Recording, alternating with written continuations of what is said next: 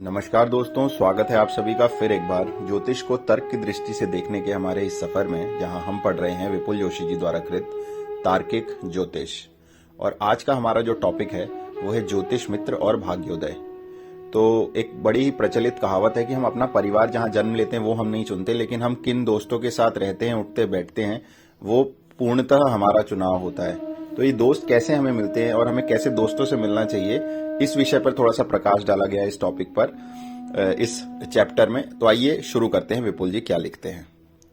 हर मनुष्य के पास सीमित क्षमताएं होती हैं, सबके अपने गुण अवगुण होते हैं। अगर कोई सज्जन है तो चाह करके धूर्त नहीं बन सकता, और अगर कोई धूर्त है तो वो भी चाह कर कभी सज्जन नहीं बन सकता। आज मैं इसी के बारे में कुछ बात करूंगा कि आप किस तरह के लोगों से मित्रता रखकर सफल हो सकते हैं। उदाहरण के तौर पर, अगर आपकी कुंडली में गुरु कमजोर है तो आप पढ़े लिखे बुद्धिजीवी वर्ग से मित्रता करके अपना गुरु बिना किसी उपाय के सुधार सकते हैं। अगर आपकी कुंडली में मंगल कमजोर है तो आप किसी खिलाड़ी या शहर के किसी दबंग व्यक्ति से मित्रता करके अपना मंगल सुधार सकते हैं। अगर आपकी कुंडली में बुध कमजोर है तो आप व्यापारियों से मित्रता करके अपने बुध को मजबूत कर सकते हैं। ठीक इसी तरह जो भी ग्रह जिस तरह के व्यक्ति से संबंधित हैं, आप उस तरह के व्यक्ति से मित्रता करके अपने उस ग्रह के प्रभाव को बढ़ा सकते हैं, वो भी बिना उपाय किए। अब यूं तो आपको ये उपाय बहुत आसान लग रहे होंगे, लेकिन यकीन मानिए यह इतने आसान उपाय नहीं है। क्योंकि मित्रता करना तो आसान है, लेकिन उसे जारी रखने के लिए आपको मित्रता दोनों तरफ से निभानी पड़ती है। अगर आप मित्रता करके निभाने में कमजोर हैं तो संभावना है कि चंद्रमा और बुध आपकी कुंडली में पीड़ित हो सकते हैं।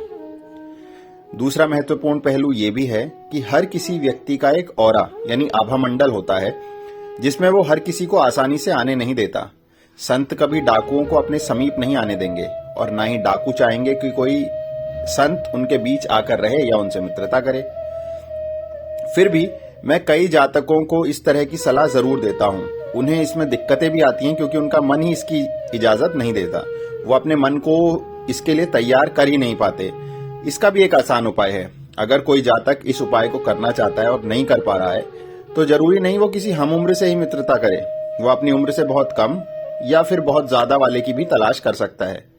करके देखिएगा, बहुत असरदार उपाय है और कहावत भी तो है। बहुत असरदार उपाय है और ये कहावत भी तो है, खरबूजे को देखकर खरबूजा रंग बदलता है। तो हम अपना सर्कल अगर चेंज करें तो उससे हमारे ग्रहों पर भी प्रभाव अलग आएगा। मान लीजिए हम सिर्फ दिन भर कुछ खिलाड़ियों के साथ रहते हैं तो हम खेल की बातें ही करेंगे, ये स्वाभाविक है। और अगर हम कुछ पढ़ने लिखने बुद्धिजीवियों के साथ रहेंगे जो मान लीजिए पॉलिटिक्स की बातें करते हैं या साइंस की बातें करते हैं, तो हम भी उस चीज के बारे में ज्यादा सोचेंगे और ज्यादा बोलेंगे। और मान लीजिए हमें पता चला कि हम मेरे दोस्त इस बारे में, इस एक पर्टिकुलर टॉपिक के बारे में ज्यादा बोलते हैं, तो ये मेरा भी फर्ज बनेगा कि मैं इसके बारे में रिसर्च करूं। तो मान लीजिए कि मैं साइंस में बहुत कमजोर था, लेकिन मेरा एक ग्रुप दोस्तों का ऐसा बन गया जो साइंस ही पढ़ते हैं बहुत ज्यादा और उसी की बातें करते हैं। उसमें मॉडर्न रिसर्च क्या हो रहा है, मेटाफिजिक्स में क्या हो रहा है, ये सब बातें चलती है। तो ये मेरा धर्म बन जाता है कि मैं ऐसे चैनल्स को इंस्टाग्राम पे फॉलो करूंगा, यूट्यूब पे देखूंगा जहां पे मेटाफिजिक्स की बातें हो रही हैं। फिर मैं उसके कुछ टॉपिक्स पकड़ूंगा, फिर उनको बताऊंगा। या फिर हो सकता है मैं फिलोसफी का छात्र हूं और वो साइंस के छात्र हैं, तो मैं फिलोसफी के एंगल से साइंस को समझने की कोशिश करूंगा और हो सकता है उनके लिए एक नया दृष्टिकोण लेके आऊं। अगर मेरा गुरु उनसे भी तेज हुआ तो उनको मैं नया मार्ग दिखा पाऊंगा, और उनका गुरु संभवतः मुझसे तेज हुआ तो वो मुझे एक नई राह पर ले चलेंगे। और अगर वैसे खिलाड़ियों के साथ है, मैं जिम जाता हूं और मेरे दोस्त मुझसे अच्छा फिजिक रखते हैं, बॉडी रखते हैं, तो वो मुझे हेल्प करेंगे एक अच्छा फिजिक बनाने में, तो मेरा मंगल ठीक होगा। लेकिन संभवतः ऐसा होता नहीं है, जैसा विपुल जी ने भी लिखा है कि हम जब ये कोशिश करने जाएंगे ना तो हमें वो एंट्री मिलेगी ही नहीं। तो वो एंट्री पाना बहुत मुश्किल है, लेकिन अगर वो पाते हैं तो हम अपने ग्रहों का एक उपाय बहुत आसानी से कर सकते हैं। और वैसे भी अंग्रेजी में एक कहावत है, your vibe attracts your tribe. मतलब आप जैसे होते हैं आप वैसे ही लोगों को अपनी तरफ आकर्षित करते हैं, या वैसे ही लोग आपको अपनी तरफ आकर्षित करते हैं। आशा करता हूं इस चैप्टर से आपको ज्योतिष का कुछ एक नया पहलू सीखने को मिला होगा। इस टॉपिक के साथ ये 11वां चैप्टर इस सीरीज का खत्म होता है। अगले टॉपिक पर, अगले चैप्टर पर फिर मुलाकात होगी। तब तक के लिए नमस्कार, धन्यवाद।